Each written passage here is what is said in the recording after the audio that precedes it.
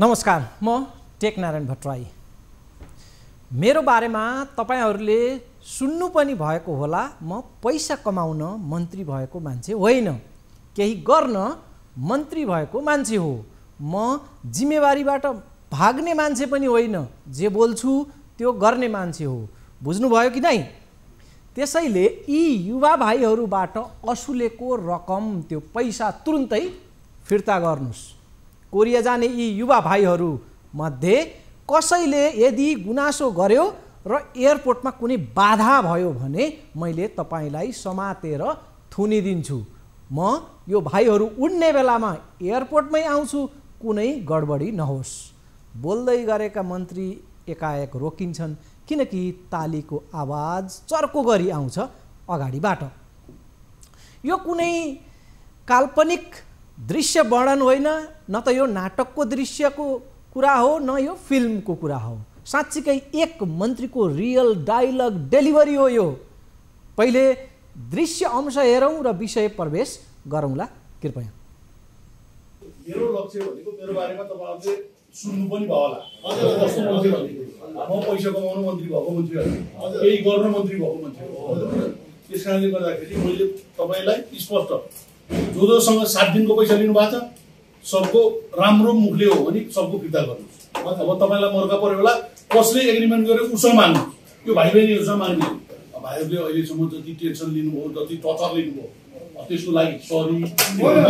मन्त्रालय सुन्नु न, मन्त्रालयको एउटा खर्च कर्मचारी जसले गल्ती गर्यो त्यसको जिम्मेवारी त मैले लिनु पर्यो नि। म फेरि जिम्मेवारीबाट पन्छिने मान्छे होइन क्या, म चाहिँ जे बोल्ने हो त्यो गर्ने मान्छे हो। त्यसैले गर्दाखेरि तपाईलाई स्पष्ट कुरो, भाइहरू कोही 4 दिन बसेको छ, कोही 5 दिन बसेको छ, कोही 7 दिन बसेको छ, त्यो हिसाबले कसको लिनु भएको छ, कसको लिनु भएको छ फिर्ता गर्नु। उहाँहरू उड्ने बेलामा म एयरपोर्ट आउँछु, त्यहाँ एकजना भाइहरूले कम्प्लेन गर्यो भने तपाईँलाई सिधै थुन्छु है। म क्लियर हुनु होइन, क्लियर हुनु। मैले तपाईँलाई अनुरोध, मैले के भने तपाईँले के भने, म एयरपोर्टमा आउँछु, एयरपोर्टमा आउँदा कुनै पनि एकजना भाइले समेत गुनासो गर्यो भने तपाईँलाई म थुनिदिन्छु, क्लियर हुनुहोस्।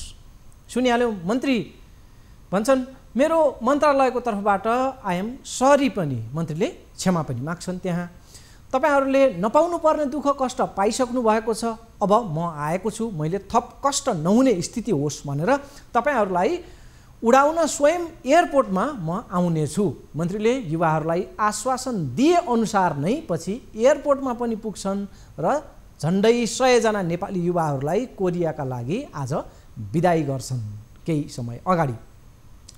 एयरपोर्टका दृश्यसहितको यो समग्र घटनाक्रम आज हामी विस्तारपूर्वक प्रस्तुत गर्नेछौँ। क्रमशः दृश्यहरू देखाउँदै जानेछौँ र घटनाक्रमहरू निकै घतलाग्दा छन्, दृश्यहरू पनि घतलाग्दा छन्, नछुटाउनु होला दर्शकवृन्द। दर्शकवृन्द, नेपालमा ख्याल ठट्टामै सरकार फेरिन्छ, मन्त्रीहरू फेरिन्छन्, अनि सोही अनुसार अनेकन अवैध सेटिङ पनि फेरिन्छन्। यो सेटिङ भन्ने बित्तिकै अहिले आजभोलि अदालतको कुरा होला भन्ने लाग्न सक्छ, होइन। जताततै हुर्काइएको छ सेटिङ।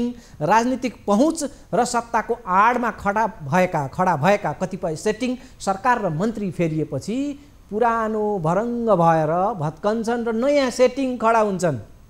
देउवा सरकारमा अहिले श्रम मन्त्री छन् किसान श्रेष्ठ, कृष्णकुमार श्रेष्ठ उनको नाम, तर चल्तीको नाम किसान श्रेष्ठ भनेर उनलाई चिनिन्छ।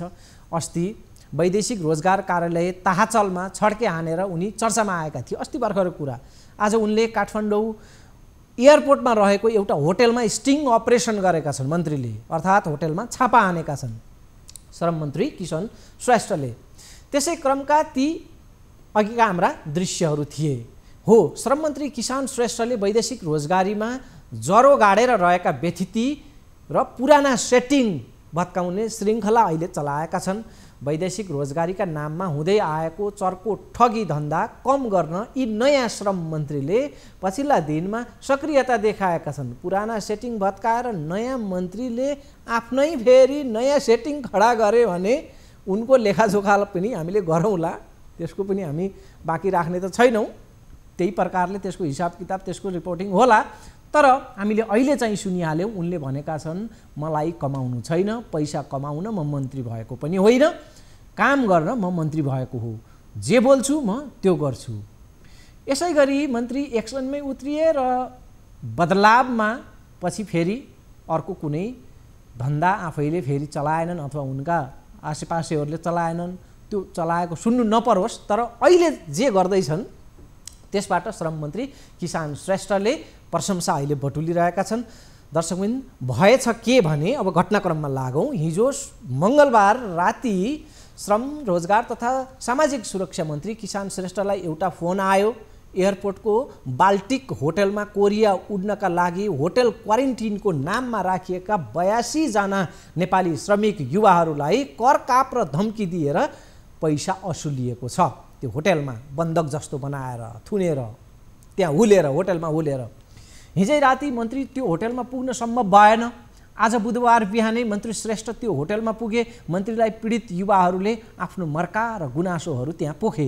त्यही क्रममा असुली धन्दामा संलग्नलाई त्यहाँ होटलका सञ्चालकलाई मन्त्रीले र्याखराख्ती मात्रै पारेनन्, प्रहरी नियन्त्रणमै लिएर गौशालामा ती असुली धन्दा चलाउने व्यक्ति अहिले छन् मन्त्रीको सक्रियतामा। असुली धन्दाको कनेक्सन अर्को महत्त्वपूर्ण पाटो छ दर्शकवृन्द, त्यसमा त हामी जान बाँकी नै छ। पहिले हेरौँ मन्त्री होटलमा पुग्दाको त्यो क्षण।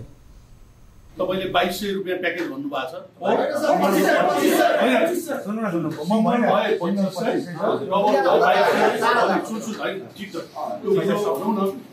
भनौँ न खाना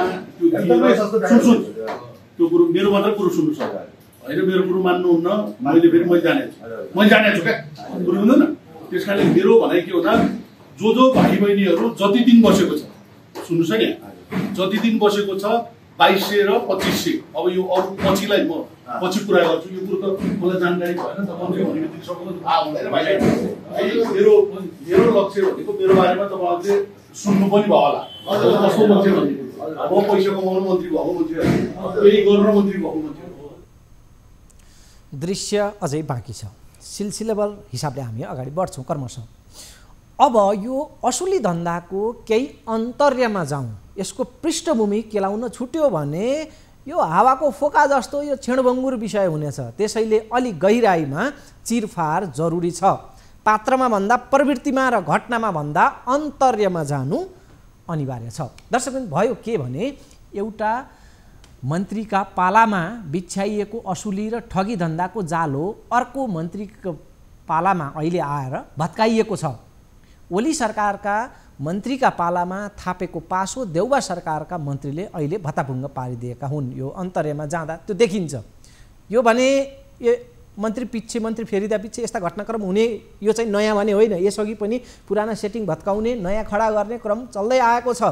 ओली सरकारका श्रम रोजगार तथा सामाजिक सुरक्षा मन्त्री गौरीशङ्कर चौधरी उति बेलै पनि एउटा विवादमा परेका थिए। उनी बहालवाला हुँदा कारबाहीमा परेको एउटा म्यान पावर कम्पनीलाई सेटिङमा मन्त्रीले उन्मुक्ति दिएको बारे समाचार बनेको थियो।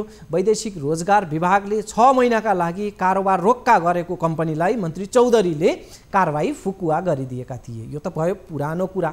आज होटलमा छापा हानिएको यो विषय जुन छ यो पनि अघिल्ला श्रम मन्त्री चौधरीसँग जोडिएको मामला छ। कुरा बुझ्दा थाहा लाग्यो कि 82 जना कोरिया जान लागेका नेपाली कामदारबाट अवैध असुली गर्ने आजको जुन यो प्रकरण छ यो प्रकरणमा मुछिएका व्यक्ति रहेछन् उनै ओली सरकारका श्रम मन्त्री गौरीशङ्कर चौधरीका निकट मान्छे। मन्त्री चौधरीको सचिवालयको आडमा उनले आफ्नो असुली धन्दा चलाउँदै आएका रहेछन् र उनको नाम हो अजय सेडारी। उनी अहिले गौशाला प्रहरीमा छन्।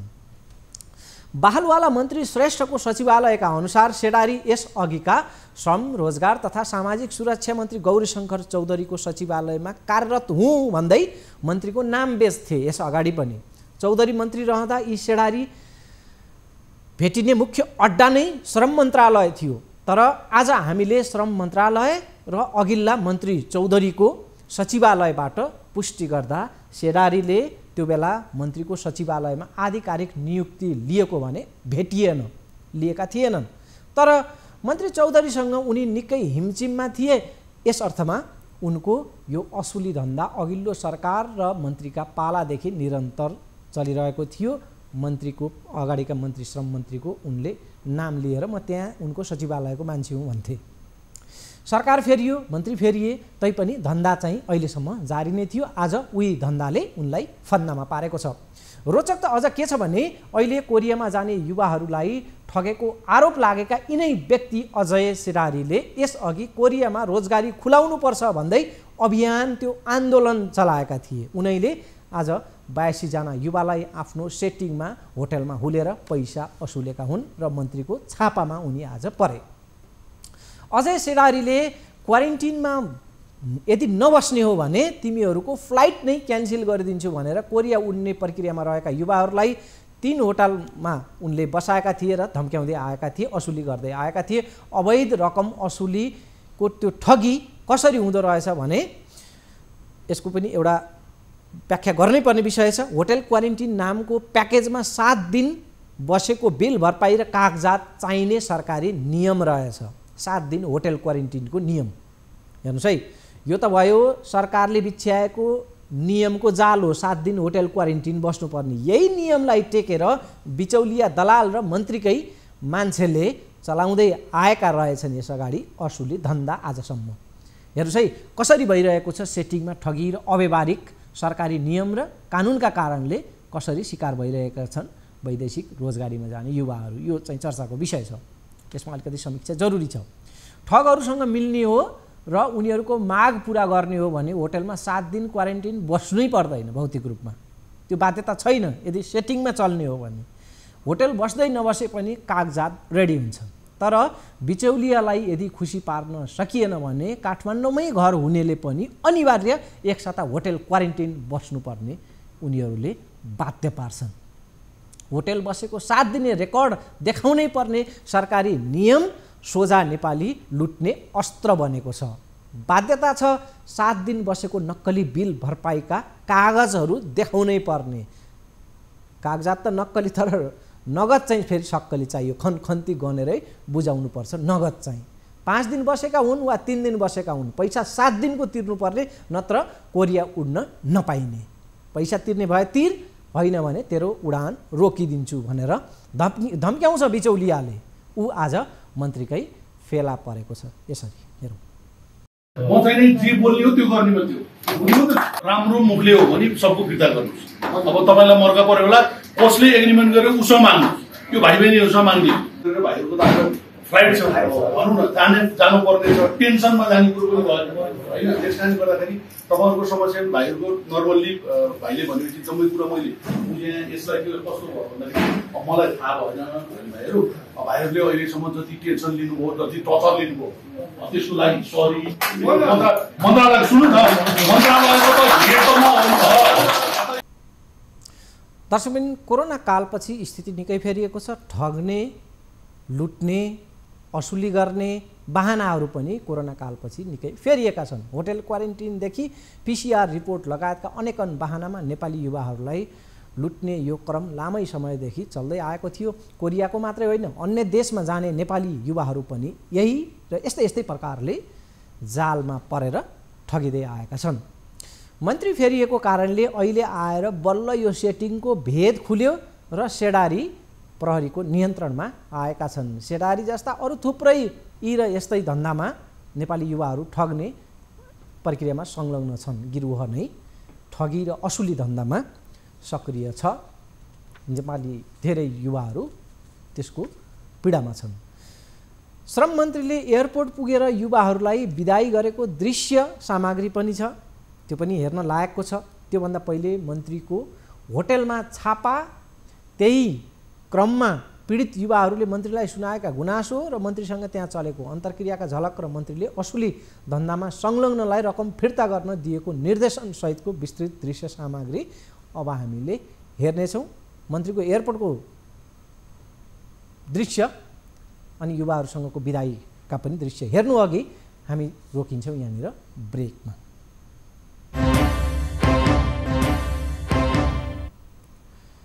दर्शकवृन्द, ब्रेकपछि स्वागत छ। कोरिया जाने क्रममा बिचौलियाहरूबाट ठगिएका नेपाली कामदारहरूलाई श्रम मन्त्री किसान श्रेष्ठले होटलमै छापा हानेर केही राहत दिएका छन्। युवाहरूलाई बिदाई गर्न उनी एयरपोर्टमै पुगेका छन्। बिचौलियाको सातो उनले काडेका छन्। त्यसमै आज हामी केन्द्रित छौँ। होटलमा मन्त्री छापा हान्न आफै पुग्दाका दृश्य र त्यहाँका घटनाक्रम उतारिएको एउटा अवसामग्री यहाँनिर हेरौँ। त्यसपछि हामी एयरपोर्ट पनि पुग्नेछौँ। पहिले होटलमा पुगौँ। अहिले कसले कति पैसा मागेछ? अहिले पैसा अब तपाईँको उहाँहरूले 31,700 एक हप्ताकै प्याकेज हो, एक हप्ताकै तिर्नुपर्छ। एकजनाले एउटा रुमको 4,000 दुईजना बस्दा पनि फुल भ्याक्सिनेसनहरू 2जना बस्न पाउने। अब होइन, अब एकजना मात्रै बस्ने हुँदाखेरि 2500 रुपियाँ तपाईँको दिनको तिर्नुपर्ने। अब त्यसको कुरो अब भएको आइतबारदेखि ठ्याक्कै म बेलुकादेखि बसेँ। अब उहाँहरू भन्नुहुन्छ पुरै तिर्नुपर्छ। मैले 7 दिन हजुर 7 दिनै तिर्नुपर्छ भन्नुहुन्छ। अब मैले नबसेको त म किन तिर्ने? मैले डकुमेन्ट मिलाउनु पऱ्यो, कागजपत्र गर्नु पऱ्यो। म बाहिर थिएँ, बाहिरबाट आउनु पऱ्यो। मलाई सबै काम गर्छ। 1 गते फ्लाइट फाइनल भएको छ। म 2 गतेदेखि क्वारेन्टाइनमा त कसरी आउने त? मेरो काम कसले गरिदिन्छ? मेरो त्यत्रो डकुमेन्टहरू दुनियाँ बनाउनुपर्छ। सबै इपिएसलाई बुझाउनु पऱ्यो, बुझाएर फर्म लिनु पऱ्यो, सबै बुझाउनु पऱ्यो। तपाईँको यति प्रोसेस छ, सबै काम त गर्नु पऱ्यो। मैले भ्याउनु पऱ्यो। नभ्याइकन त म सिधै आउने कुरो त आएन। तपाईँ आइतबारदेखि यहाँ बस्नुभयो, तर 1 हप्ताको पैसा लिए भन्नुहुन्छ। अब फ्लाइट प्रयोग हुन्छ, फ्लाइट प्रयोग हुन्छ। अब यो फेरि उन्नै पाइँदैन। अनि त्यो भएपछि मलाई त कसरी हुन्छ? काम सक्यो भनेर मैले यहाँ पनि अब तपाईँको फोन गरेर गएँ, सर म आइतबार बेलुकासम्म चाहिँ म आइपुग्छु, मलाई त्यस्तो केही पनि नगर्नु, म आइतबार बेलुकासम्म आइपुग्छु भनेर अनि म 6 बजी यहीँ आइपुगेँ। पिसिआर सबै सकेर तपाईँको हल छ त्यहाँ? कोरिया जाने भनेर सबैलाई बोलाउनु सबैलाई बोलाउनु। अहिले के हो भन्दाखेरि 2000 रुपियाँ उठाइरहेको छु। म अस्ति कोरिया जाने बेलामा एयरपोर्टले गरेपछि अहिले 1200 उठाएर 1200 यहाँ एयरपोर्टमा 1200 रुपियाँ। ठिक छ। त्यसको लागि क्वारेन्टाइन कसले व्यवस्था गरेको भनेर चाहिँ सोध्नु त हाम्रो अधिकार हो नि सर, होइन? अनि त्यो भनेर ठिक छ, हामी 10,000 उता तिर्छ भने यहाँ पनि 10,000 हामी तिर तयार छौँ। तर अब क्वारेन्टाइन नबस्नेहरूको फ्लाइट क्यान्सल गराइदिनु भने होइन, धनकोटाबाट आउँछ, कोही नेपालबाट आउँछ सर। अब 30 गते तपाईँको सूचना निकालिदिएर 2 दिन टाइम दिने, 2 दिन भित्रमा हामी भ्याउँछ। फुडिङको त प्याकेजमा त्यसरी त जाँदैन। फुडिङ भनेको त जति खाएछ जति खाएको हिसाबमा त्यसरी पनि त के गर्न सकिन्छ नि। तपाईँ क्वारेन्टाइन बस्यो भने तपाईँको फ्लाइट क्यान्सल गरिन्छ। हामी तपाईँको बस्न आएको होइन नि त, सबैले गर्ने हो। यहाँ होटेलमा काम गरेँ मैले सर, होइन? ल तपाईँहरूको प्याकेज कसले बनाएको यो प्याकेज? क्या मेरो त पैसा रिटर्न चाहिन्छ, होइन? 2जना एउटै रुममा बसेको छु, होइन? मेरो साथीभाइहरू बोल्नु है, बोल्नु पछाडि गर्ने होइन, अगाडि भन्नुपर्छ। म 5 दिन बसेर 7 दिनको पैसा कहाँसम्मको यो जायज हो के छ? बरु यो क्यान्सल गराइदियो, अबदेखि यो क्वारेन्टाइन नगरौँ। पछि आउने भाइ बहिनीहरू साथीभाइहरूलाई किनभने सर, होइन? अब हामी त पार्नु खर्च आयो ठिकै छ सर, होइन? हामी तिरौँला दिन गरेर, होइन? नयाँ आउने साथीहरू हुनुहुन्छ, अब 6 जना, होइन? नयाँ आउने भाइ बहिनीहरू हुनुहुन्छ। लगभग तपाईँ 4 लाख खर्च हुन्छ यहाँ, होइन? कसरी तिर्यो? सबैले ऋण काटेकै हुन्छ सर, होइन? मबाट ल मानव 2 दिनको ल 2244 खाउँदा अरे यहाँ 100 जनाको कति हुन्छ? हिसाब गर्नु न, क्यालकुलेसन गर्नुहोस्, होइन? यो कुरा हो कि बोल्नु सक्ने भन्ने हो। मेरो चाहिँ त्यो हो कि गुनासो आफ्नो एभरेजमा आएको हुन्छ पैसा। नेपाली पैसा कोरियामा ल्याएर काम दिन्छ, होइन? अनि मैले नसकेर सर आइपिएसबाट पढ्ने, आइपिएसबाट 10,000 ट्रान्सफर गरेर 10,000 एक्लै कोठामा बस्ने भए दिनको 2500 र 2 जना बसेमा 3200 का दरले पैसा असुलिएको छ। बस्नुस् जति दिन, तर तिर्नुपर्ने पुरै 7 दिनको। खानुस् वा नखानुस्, खाजा, खाना, चिया लगायतको प्याकेजमै तपाईँको नाममा बिल आउँछ र तिर्न त पर्छ नै। पैसा नतिरे उडान अवरुद्ध गरिदिने, उड्न नपाउने, एयरपोर्टमा बाधा पैदा गर्ने धम्क्याइन्छ र तिर्नका लागि बाध्य पारिन्छ। पिसिआर परीक्षणबाट सकभर बढी असुल्न उस्तै प्रकारले त्यहाँ तनाव दिइन्छ। एकपटक होइन, पटक पटक परीक्षण गर्न बाध्य पारिन्छ र प्रति व्यक्ति 1 पिसिआरमा 2000 असुलिन्छ। जबकि अहिले सरकारले 1200 मा परीक्षण गर्नुपर्ने निर्देशन दिएको छ, नियम त्यो लगाएको छ 1200 मा, तर 2000 असुलिन्छ। दर्शकबिन, अब लागौँ एयरपोर्ट दृश्यतर्फ। मन्त्रीले बाचा गरे अनुसार नै कोरिया उड्ने युवाको बिदाईमा उनी एयरपोर्टमा पुग्छन्। उनले त्यहाँ युवाहरूलाई हात मिलाएर केही युवाहरूसँग कुराकानी पनि गर्छन्। युवाका ती ग्रुपका अगुवाहरूसँग। मन्त्रीले अब क्वारेन्टिनमा 7 दिन बस्नुपर्ने झन्झटिलो नियमलाई हटाउने र ठगिने जुन बाटाहरू छन् त्यसलाई बन्द गरिदिने आश्वासन पनि दिएका छन्। ठग्नेलाई गौशाला प्रहरीमा पुर्याएको भन्दै आइन्दा यसरी ठग्ने आँट अरू कसैले नगर्ने मन्त्रीको भनाइ पनि छ। एयरपोर्टमा मन्त्री पुग्दाका दृश्य र उनको प्रतिक्रिया हेरौँ।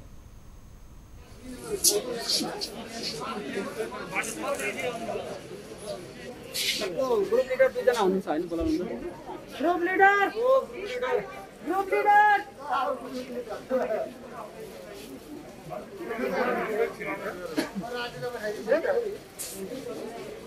तपाईँ के नाम तपाईँको घर कहाँ अहिले फेरि जानु राम्रोसँग जानु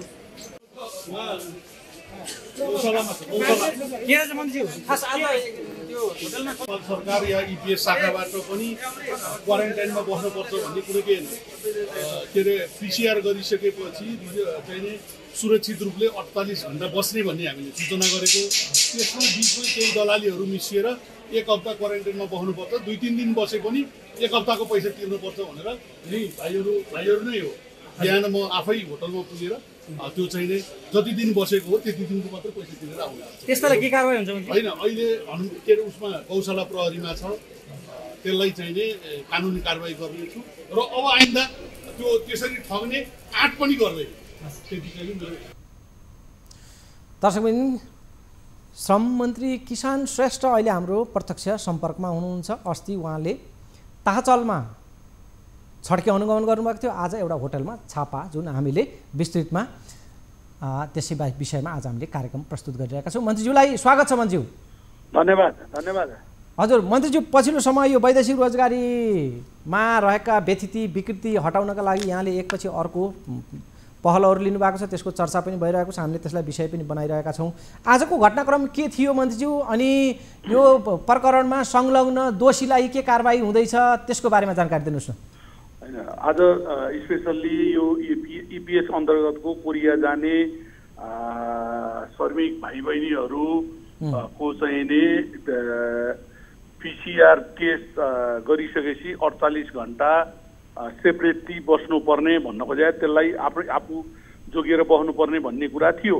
तर केही बिचका चाहिँ दलालहरूले चाहिँ 1 हप्ता होटलमा बस्नुपर्छ, बसे पनि नबसे पनि होटलको पैसा 1 हप्ताको तिर्नुपर्छ, नत्र तेरो फ्लाइट क्यान्सल गरिदिन्छु, तेरो भिसा क्यान्सल गरिदिन्छु भन्ने केही दलाली समूह लागेको मैले थाहा पाइसकेपछि ती कामदारहरू चाहिँ नि यो सिनामङ्गलको एउटा बाल्टिक होटल भन्ने र एउटा अर्को चाहिँ नि रामा अवतार के भन्ने 3टा होटलमा त्यसरी लायक बन्धक जस्तै बनाएर राखिएको 7 दिनको पैसा तिर्छस् भन्ने तिर, नभए चाहिँ नि हामी जान दिँदैनौँ भन्ने कुरो मैले हिजो राति थाहा पाइसकेपछि आज बिहान म आफै त्यो होटलमा गएर सम्पूर्ण श्रमिक भाइ बहिनीहरूलाई भेटेर के हो तपाईँहरूको समस्या भनिसकेपछि उहाँहरूले हामी 3 दिन भयो बसेको, यहाँ 4 दिन भयो बसेको, तर हामीलाई 1 हप्ताको 7 दिनको पैसा नदिकन जान पाउँदैनस् भन्ने कुरा भन्नुभएको छ। भनिसकेपछि मैले त्यही होटलका साहुलाई बोलाएर जति दिन बसेको छ जे हिसाबमा चाहिँ तपाईँहरूले छलफल गरेर राख्नु भएको छ त्योभन्दा बढी पैसा नलिनु, लिएको छ भने फिर्ता गर्नु भनेर मैले आदेश दिइसकेपछि त्यो फिर्ता भएको अवस्था छ। र जो ठग चाहिँ अजय सोडारी भन्ने जसले यसको नेतृत्व गरेको थियो त्यसलाई अहिले गौशाला प्रहरीले समातेर गौशाला प्रहरीमा राखिएको छ। मैले यो भन्नु खोजेँ यो यति मात्रै गर्दाखेरि यो विसङ्गति विकृति सबै हट्छ भन्ने होइन कि सुरुवात हटाउने सुरुवात भएको छ। र म फेरि म अर्को तपाईँको मिडिया मार्फत के पनि आह्वान गर्न चाहन्छु भने जसले राम्रोसँग काम गर्नु भएको छ उहाँहरू आत्तिनु पर्दैन। मैले अस्तिको एउटा पत्रकारहरूको कार्यक्रममा पनि भनेको थिएँ कि जसले नराम्रो काम गरेको छ, जसले ठगेको छ त्यस्तालाई म कानुनी रूपमा ठोक्छु भनेर मैले भनिसकेको अवस्था छ। त्यस कारणले गर्दा मेरो भनाइ के हो भन्दाखेरि यसलाई व्यवस्थित बनाउने, सुरक्षित बनाउने र ठगिनुबाट बचाउने प्रमुख दायित्व चाहिँ नि मेरो भएको हुनाले यसमा म लागिरहेको छु। तपाईँहरू जस्तै मिडियाकर्मी साथीहरू र होल चाहिँ नेपाली जनता र विशेष गरी श्रमिकहरूको मैले समर्थन पाएको अनुभव गरेको छु। हस्, अनि मन्त्रीज्यू अब यी त भए घटना प्रधान, अलिकति समग्रतामा जाउँ। वैदेशिक रोजगारीमा व्यथिति र लुटको त एक प्रकारले साम्राज्य नै छ र पछिल्ला तपाईँका एकाध पहलले अलिकति सुधार होला कि भन्ने आशा जगाएको छ। तर कता मान्छेहरूलाई के पनि शङ्का छ भने यो चर्चा बटुल्ने, अलिकति आशा जगाउने स्टन्ट मात्रै हुन्छ र यो त्यसैमा खुम्चिन्छ भन्ने पनि मान्छेहरूले शङ्का गरिरहेका छन्। त्यस्तो शङ्का गर्नेहरूलाई के भन्नुहुन्छ? तपाईँको लोकप्रिय मिडिया मार्फत म अहिले तपाईँहरूलाई आश्वस्त र म प्रतिज्ञा र म प्रतिबद्धता पनि जनाउन चाहन्छु। मलाई कुनै पनि सस्तो लोकप्रियतालाई लिनु छैन। रियल ग्राउन्डमा गएर रियल समस्याको चाहिँ नि समाधान गर्ने गरी लागेको छु। तपाईँलाई थाहा छ, अस्ति भर्खरै 2-3 दिन अगाडि म ताजलमा जुन मैले छड्के गरेँ, त्यसपछि त्यहाँ आजको दिनमा गएर तपाईँहरूले हेर्न सक्नुहुन्छ त्यहाँ के चेन्जेसहरू भएका छन्। सम्पूर्ण चेन्जेस भएको छैन, तर त्यहाँ राम्रो सुरुवात भएको छ। यसलाई निरन्तर रूपमा मैले चाहिँ नि गर्दै लानेछु र जसरी तपाईँले भन्नुभयो यो जस्ट चाहिँ नि एउटा सस्तो लोकप्रिय कमाउनको लागि केही समयको लागि हो श्रम मन्त्री किसान श्रेष्ठको हो भन्ने कुरा जुन छ त्यो बिल्कुल मैले, किन भन्दा म अहिले ठुलो कुरो गरेर हुँदैन, मैले यसलाई फलोअप गरेर यो वैदेशिक रोजगार क्षेत्रमा मात्र होइन कि देशमा भएका श्रमिकहरूमाथिको ज्यादतीलाई चाहिँ म कुनै पनि हालतमा छुट दिने छैन। अब अस्तिको कुरा अलिकति सम्झ्यौँ मन्त्रीज्यू, अस्ति तपाईँले टोकन सिस्टममा भएको समस्यालाई समाधान गर्ने ताचलमा भन्नुभएको थियो एउटा, अनि महिला पुरुषको 2टा लाइन बनाउने भन्नुभएको थियो होइन, लगायतका तपाईँका 3-4वटा त्यहाँ सुधारका, अनि एउटा हेल्प डेस्क बनाउने कुरा पनि थियो होइन, अनि बाहिरको जुन दलाली छ अलि कार्यालयभित्रभन्दा बाहिर फैलिएको जुन छ स्थिति छ त्यसलाई चाहिँ व्यवस्थित गर्छु भन्नुभएको थियो। के प्रगति भएको छ? अब अहिले तपाईँले आजको दिनमा हेर्नुहुन्छ भने दिउँसो 2 बजे नै करिब लाइन सकिएको अवस्था मैले बुझेको छु। आजको दिनको कुरा गर्दैछु म। अर्को कुरा हेल्प डेस्कको विषयमा पनि मैले छलफल गरेर अब कतापट्टि कसरी व्यवस्थित गर्ने भन्ने कुरो हेल्प डेस्कको विषयमा पनि म लागेको छु। र अर्को कुरा यो टोकन सिस्टम अहिले जस्तो 500-700 मात्रै छोड्थ्यो भने आज 1000 भन्दा बढी छोडेर त्यो टोकन समस्या चाहिँ धेरै सल्भ भइसकेको छ। तर एउटा विडम्बना के छ भन्दा जो वैदेशिक रोजगारमा जान चाहने दाजुभाइहरू दिदीबहिनीहरू हुनुहुन्छ उहाँहरूले चाहिँ नि अनलाइन मार्फत चाहिँ नि अनलाइन फर्म भर्न नसक्ने, भनौँ न यो अनलाइन यो सबै कुरा नबुझ्ने भएको हुनाले उहाँहरूलाई हेल्प डेस्कको असाध्यै जरुरी छ। यो 2-4 दिनभित्रमा हेल्प डेस्कको पनि व्यवस्थापन गरेर साँच्चै चाहिँ नि अब केही सुधार हुन्छ भन्ने कुरा म चाहिँ गरेर देखाउने हिसाबले म अगाडि बढेँ। ल मन्त्रीज्यूलाई यो शङ्काको सुविधा दिँदै तपाईँले अहिले चालिरहेका पहलहरू सकारात्मक छन् र यो चाहिँ एउटा स्टन्टबाजीमा मात्रै नखुम्चियोस् भन्ने हाम्रो शुभकामना सहित यहाँलाई यो जे भएको छ यसका लागि चाहिँ धन्यवाद छ। हस्, धन्यवाद। हस् मन्त्रीज्यू, यो समयका लागि पनि धन्यवाद। दर्शकबिन, श्रम मन्त्री किसान श्रेष्ठसँग हामीले कुराकानी गऱ्यौँ। श्रम मन्त्री श्रेष्ठले वैदेशिक रोजगार कार्यालय ताहचालमा केही दिन अघि छड्के अनुगमन गरेका थिए, त्यसको पनि हामीले विस्तृतमा सामग्री पस्केका थियौँ। एउटा सिङ्गो श्रृङ्खला नै त्यसमा हामीले खर्चेका थियौँ। केही त त्यहाँ सुधार भएका छन्, मन्त्रीको पनि अघि उल्लेख आइहाल्यो, केही सुधारको क्रममा छन्। के भएको छ सुधार र के छन् अझै पनि सेवाग्राहीका कठिनाइहरू र पछिल्ला त्यहाँका भोगाईहरू, त्यसबारेको फलोअप सामग्री पनि हामीले पस्कनेछौँ। किनकि वैदेशिक रोजगारी नेपाली युवाहरूको लागि, नेपालका लागि निकै महत्त्वको विषय छ, यो बडा चासोको विषय छ। युवाहरूको चाहना होइन कि विदेशी रोजगारीमा जाने, यो त बाध्यता हो। अमिलो मन बनाएर परिवार छोडेर हन्डर ठक्करहरू यो प्रकारका खाएर ठगिएर विदेश जानुपर्ने यस्तो प्रकारको रहर कसलाई पो हुन्छ र। तर देशको जुन दयनीय अवस्था छ त्यसले गर्दा युवाहरू विदेशिन बाध्य छन्। त्यही वैदेशिक रोजगारीमा व्यथिति र लुटको त साम्राज्य नै छ। श्रम मन्त्री किसान श्रेष्ठका यी पछिल्ला केही पहलले मात्रै पनि थोरै कताकति राहत र थप सुधारको आशा चाहिँ जगाएको छ। तर चर्चा बटुल्ने र आशा जगाउने स्टन्टमा मात्रै मन्त्रीका पहल सीमित नहुन्। यो प्रकारका जुन आज र अस्ति मन्त्रीले आफ्नो भौतिक सक्रियता र हस्तक्षेपको जुन दृश्य देखियो यो खाँचो नै छ। तर त्योभन्दा पनि बढी खाँचो छ व्यावहारिक नियमहरू बनुन्, कानुन र नीतिहरू व्यावहारिक र एकदमै सहज हुन्। कानुनै अप्ठ्यारा बनाइदिने अनि त्यही कानुन समाएर बिचौलियाहरू खेल्ने अवस्था जुन छ यो स्थिति नहोस्। कानुनमै, नियमहरूमै, नीतिमै सुधार होस्। नठगिने स्थितिको पक्का र दीर्घकालीन ग्यारेन्टी गर्नुपर्नेछ मन्त्रीज्यूले। र स्थायी थिति बसाल्न जरुरी देखिन्छ। वैदेशिक रोजगारीका समस्या समाधानका लागि गर्न बाँकी धेरै नै छ, तर अघि बढेका मन्त्रीलाई, यो प्रकारले अघि बढेका मन्त्रीलाई अहिले नै धेरै शङ्का पनि नगरौँ, अलिकति शङ्काको लाभ दिँदै अहिलेलाई यति नै भनौँ। सुरुवात राम्रो छ, किप इट अप, सुधारका पहल जारी रहन्। हवस् त, कार्यक्रमको निर्धारित समय सकिएको छ। भोलि यही समयमा अर्थात् बेलुका 7:15 बजे भेट हुनेछ। नमस्कार।